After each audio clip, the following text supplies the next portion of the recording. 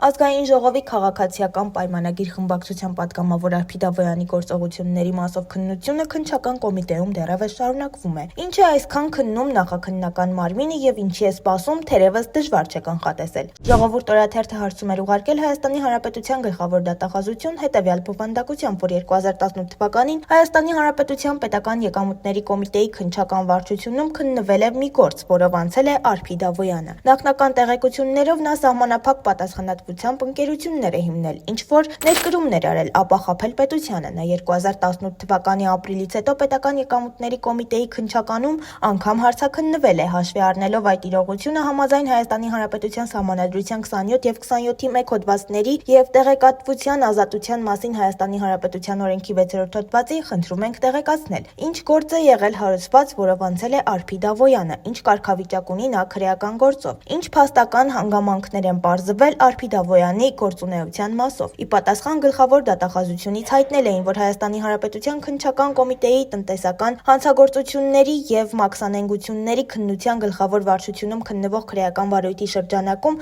քաղաքացի Արփի Դավոյանը հարցաքննվել է որպես վկա եւ դատավարական այլ կարգավիճակ չի ունեցել։ Քրեական վարույթով նախաքննությունը շարունակվում է։ Այսպիսով Արփի Դավոյանը, որ օր ու գիշեր ազգային ժողովի ամբիոնից բարոյախրատական դասեր է տալիս ընդդիմախոսներին, քրեական գործով վկա է անցնում։ Իհարկե, վկայից մեղադրյալ մեկ քայլ է, բայց թերևս ոչ Նիկոլ Փաշինյանի իշխանության օրոք, կամ դա կլինի այն ժամանակ, երբ Արփի Դավոյանը դուրս կգա խմբակցությունից։ Իդեպ ամիսներ շարունակ թիմից նեղացած Արփի Դավոյանը չի մասնակցում քաղաքացիական պայմանագրի վարչության նիստերին։ Տիգրան Ավինյանի մասով կոռուպցիոն ներթիմային բացահայտումներից, դրա հետևանքով Հայաստանի Հանրապետության արդարադատության նախարարի պաշտոնում մերժվելուց հետո Արփի Դավոյանը նեղսրտել է, չի գնում կուսակցության վարչության նիստերին։ Ամեն դեպքում ժողովուրդ օրաթերթը կշարունակի հետևել այս գործի քննությանը։ Հավելենք, որ այս քրեական բարույթը դեռևս 2023 թվականից մեր ուշադրության կենտրոնում է, սակայն մինչ օրս որևէ տեղաշարժ չկա։